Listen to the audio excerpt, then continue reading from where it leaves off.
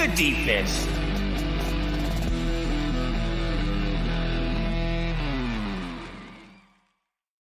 What up, and welcome back to Split the Defense, Leafs post-game presented by Laforest Electrical Contractors, serving Kingston and the surrounding area since 2004. I'm Jordan Webster with Craig Pearce and producer Ted Evans in the booth as per usual.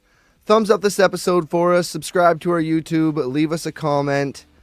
We are going to talk about Game 47 for the Toronto Maple Leafs versus the pesky Habs. What a comeback. Oh my God. I want to let you go. But I have to just say I had some serious doubt in the beginning. I had some seriously negative notes. My notes for this one were David Kampf had a giveaway, and then he ends up puck watching, and Laine scores on the second goal on the power play. So they're getting into power play trouble right away, early, and everything isn't good. And right after that, immediately, the wheels fall off. The Leafs crumbled to end the first period. Anderson dekes Domi out of his pajamas, scores another one. It's 3-0 going out of the first period. They look totally outmatched, totally outclassed. They got totally outplayed at the end of that period. And the second wasn't much better to start. Now, that's the third time this season they've surrendered 3 or more in the first. And I couldn't figure out, is that a lot or is that a little? Surrendering 3 in the first, that's a lot. Yeah. Okay, so 3's probably not good. When right? That's normally how many they let in a game. Yeah, so it's like the third time this season. Is that a lot of times this season? I see. No, I don't think so. Yeah. I don't think that's a lot. I mean, all right. No offense to Ted's team, Colorado, but they seem to do that like all the time, you know. And they come back from it. And they come back and win. Yeah.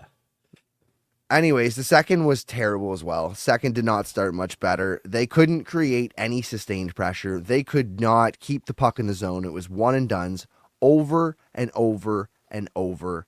And then the Maple Leafs score 7 unanswered goals, 2 of them shorthanded. CP, who is the first star tonight? There's a lot of people who could take it, and I hope you picked the right person, though. Oh, God, pressure. I mean, I'm going to give it to Willie because it just feels like Willie is 100% back now. He's had his 10-game slump of being, non-existent, and seems like you're kind of getting that spurt from him. Just like it was, I guess, the third period when he just turns it on, and basically it just looks like a totally different guy. That's like the type of like game changing that you can see from Matthews as well. So yeah, I'd give it to Willie, but just like, I don't know, from, like you said, just the start of this game was just so absolutely horrible. A team you want your team to come out and give their best hockey against the Habs, and yeah, just laid an egg basically for a period and a half. Yeah, I don't give a shit who it's against. It's Saturday night, hockey night in Canada. It's meaningful. You're in first. You're battling for first. You're on a losing skid-ish. Like, you won a game, but like things aren't looking good lately. Like, you needed this one. You needed to look good tonight, and to start down 3-0 was not promising and looked terrible. But honestly, I feel like the turning point tonight was William Nylander.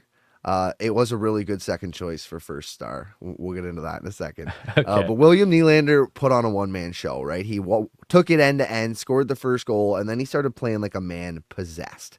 Like, he was full back, 100% engaged, Willie. He was all over everything and in it. And I really do think that was a massive game changer tonight for the Leafs. But I think that the number one star should have been Joseph Woll. Wow. Now, if not for Joseph Woll, this game would have been 6-0 entering the second period. Not 3-0. And if not for Joseph Woll at the end, they could have scored another couple and come back. It could have been 6-6. It could have been 6-6. It could have been 8-6 if Yeah. not for such an amazing goalie. Woll made his 23rd start tonight, which ties his career high, and he was integral to the comeback, because if not for him, then the Leafs would have never had a chance to put those extra goals in and tack those on. It would have constantly been tight. It would have been a different feeling to the game. And he made some massive saves in the first, like absolutely massive saves in the first. And then he had a couple of those like desperation saves in the third period. Like, I know those saves were lucky, but like he was phenomenal. He made 33 saves tonight. I think it was his best game of the season. Had to been. I mean, it definitely has his most highlight reel saves of the season.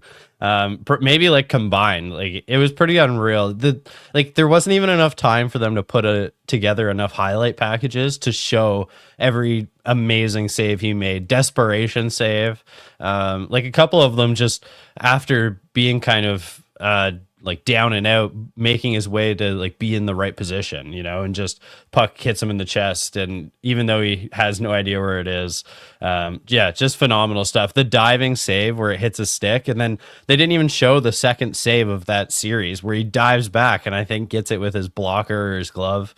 It was crazy to see what we saw tonight.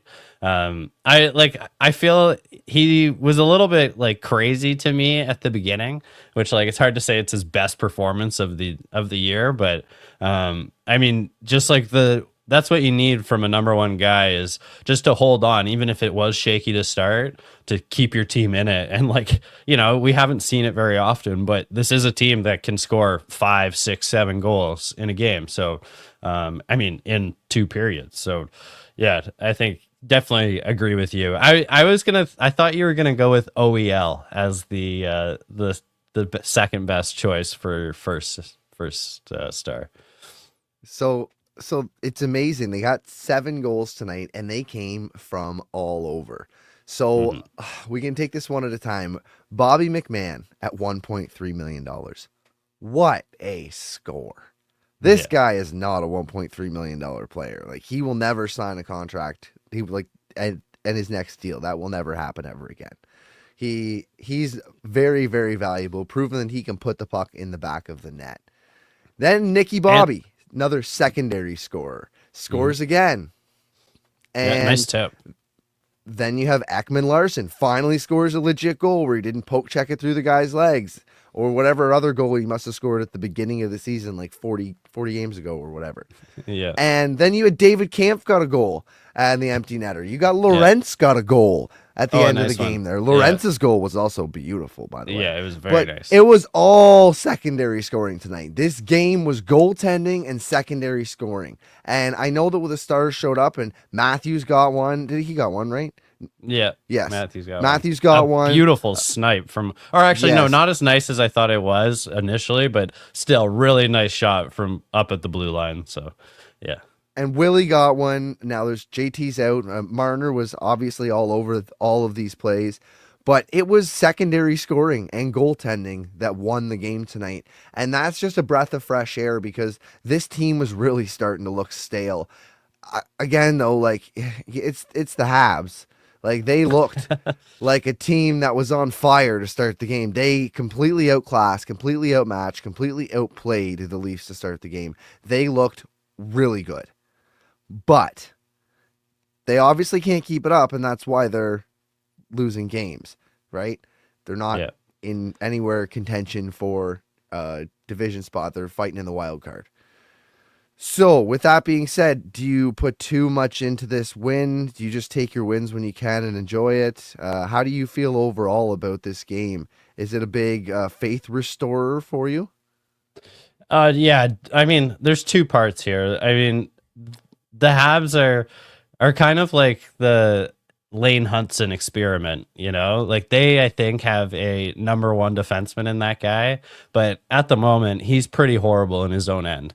And I was calling him Quinn Hughes of the future, and he kind of looks like what Quinn Hughes looked like when he was young Stars, like really impressive offensively, and the footwork's amazing, but just so many plays in his own end where it just doesn't look amazing, and so I don't know, the Habs I think are on a streak recently where they're playing much better. But you can kind of see tonight where, not the greatest plays from them at a lot of time, but just perfect for the Leafs because they just, after being on a bit of a slump, even though it was only 3 games, but probably more like 5 or 6 gameplay, and then they just were squeaking out some wins and, get a better win against New Jersey, come back win. And this is really important, I think, to just kind of put that all behind you and start fresh. And especially getting, like you said, all of the scoring from the depth, like that's going to hopefully bring the guys like feeling like they're more part of the team, and you can kind of feed off that. So like the thing is, like, you saw still a lot of shuffling in the lineup tonight, even though like things were going well. Yeah. Like Domi was And like all Holmberg. over the place. Yeah, and Holmberg Domi and Holmberg bumped ended up. up being the second line center. Yeah, and like he looked great tonight. Yeah, like he was one of the, like, when Willie's going, I think that like he's a guy that can really can be the beneficiary of that, just getting into pucks and giving Willie the puck, and it worked out on a couple shifts there. He did make a couple nice passes to Willie tonight. Yeah, we'll give you that. Mhm. He was good at finding Willie. Mhm. They're both Swedish, But yeah. though, right? I think Swedish that boys. Swedish boys, yeah. But yeah, I think just like a big, huge win, lots of goals. Like, how can it not be good just for the vibes? Absolutely. Big vibes around this team. Big vibes. We are not used to going down 3 goals to start a game and then coming back and ending the game at 7-3. Just fucking unbelievable. Great game. I mean, it feels Great like game. 2023 again. That just feels like this is a team that used to do that, a couple of years ago, maybe a bit last year, like earlier in the season, of just kind of, we always said they only played 2 periods a night, and a lot of those where they didn't show up, but then ended up coming back. They led the league last year in game tying goals, 6-on-5. And so, yeah, I mean, it's just not what we're used to this year. We're more used to them kind of getting a lead and holding on, or just kind of bouncing back and forth with teams and then kind of, getting the lead at the end. So just definitely a different look for this year's team. Yeah. Absolutely. Breath of fresh air. Yeah. All right. So Ryan Reeves draws back into the lineup tonight, and he was obviously expected to do something physical, to maybe fight or to leave a presence, and he asked Arbor Jackeye for a fight, and Arbor Jackeye politely declined him, and they went on with their game, and then Arbor Jackeye laid him the fuck out. Yep. And as much as I'm not an advocate for fighting after every hit, what the fuck are you even doing here? Ryan Reeves is so beyond useless to this team and the goals that they're trying to accomplish. They do not need him. They 100% do not need him. They should just hire him as a coach. Yeah. He's a great guy. Must be a great guy. Must be a great guy in the room. But on the ice, he's just taking up a spot from a guy that could be used in another spot. Yeah, I think he's the perfect healthy scratch, because he doesn't sit up in the press box. He stays in the room, and you can see him there with his what do you not call it if you're not going to call it a wife beater, but his white tank top. It's a wife beater. Yeah. Whenever he's wearing that down in the like, you can see him in the hall. I think he's great to be a healthy scratch. Just good for the vibes, good for the locker room. But you're right. Like, what are you doing on the ice other than like kind of being embarrassed? I mean, it doesn't look good getting kind of waved off. It like, stop beating up my uncle. Yeah. I mean, fuck. Yeah. It is a little depressing sometimes when you see you're supposed to have the toughest guy out there, but just wait until I get my uncle down here. He's gonna kick your ass, and then his uncle shows up, and he's Ryan Reeves, and he's getting laid out by everybody in the league. Fuck. It's. I mean, did you ever have somebody's uncle come and beat you up? Normally they just showed up, and then it's just like, what are you gonna do? Like, you're an adult, you can't hit me. No, I've never been in that situation, but I'm trying to. I think I have. Trying to relate. Yeah, I don't see a point. Miller says if Reeves would have fought when it was 3-0, that could have changed the whole game. Now, that could have changed it for the positive. It could have changed it for the negative. Miller says he's kind of glad it didn't happen. How do you feel about that? I mean, I always want to see a fight, so I wish it happened. I mean, that's the only good thing about having Ryan Reeves Do is you, we're supposed to see these heavyweight fucking brawls, but I get it. It's do you not think like there's a world where it would impact the game negatively?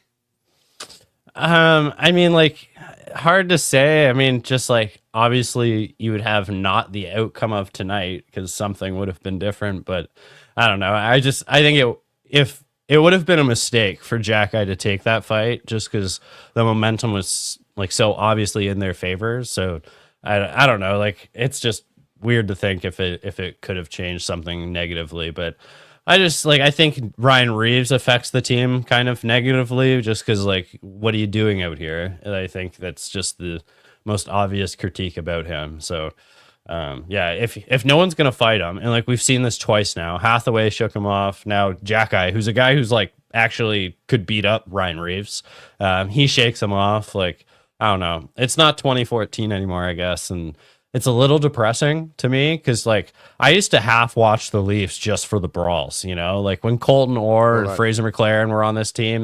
Those were that some was the days, team. man. Yeah, like that's why you watched on a Saturday night. It was more like a fight card.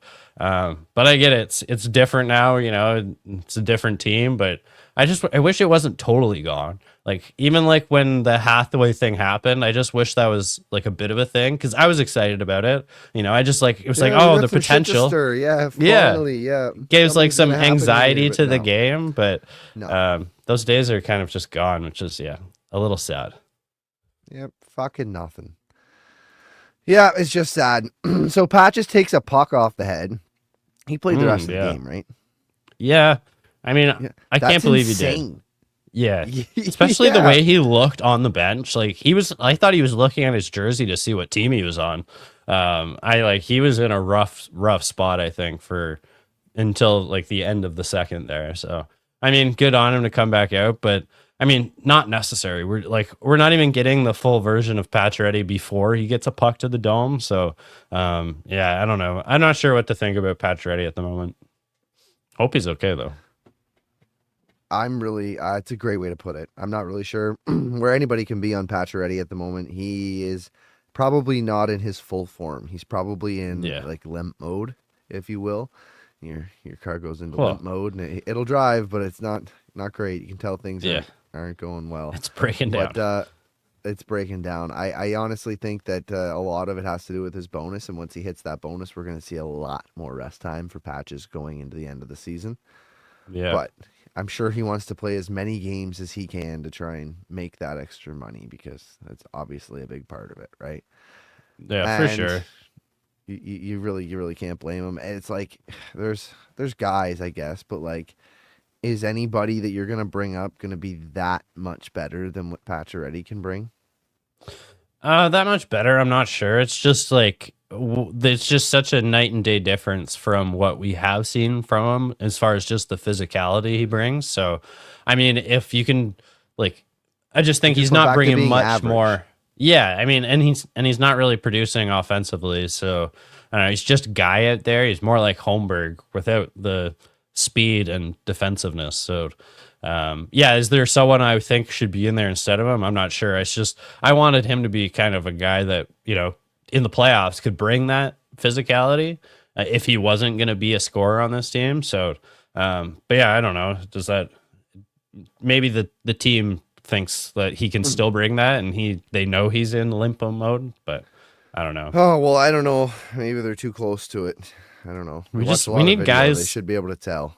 Yeah, we need guys that bring that are not 35 years old. We need someone Because who's he does every 25. now and That again, but it's like every fifth game, every sixth game, you get like, oh wow, Patch already had a yeah, few big hits tonight and was noticeable and in, but then he has to go back into a semi hibernation, which this like, I don't team. know whether he has to or that's just always who he's been. He's always been a streaky guy, but he's now just not the same young guy, so he's not producing at the same rate. I just don't know, right? I don't know Pacioretty that well throughout his career. Maybe that's his MO already. I mean, no, I kind of do know him. I've had him on my fantasy team many years, and he's kind of Mr. Consistency, like 1 or 2 points a night. Like nothing like flying off the charts, but like kind of was Mr. Consistency as far as I can remember. So, I mean, but I just think like the style of play he was bringing, like anyone at his age, even without the injuries, like you can't do that 82 games a year. So maybe there is a little bit of a agreement between the coaching staff and him. Like, I can bring that, but just like only when it really matters. Like game 47, like probably not going to bring in as much, but yeah, like he probably does want that bonus money. So like, just keep me in the lineup, please. So yeah. Yeah, it makes sense. All right, 386 career goals.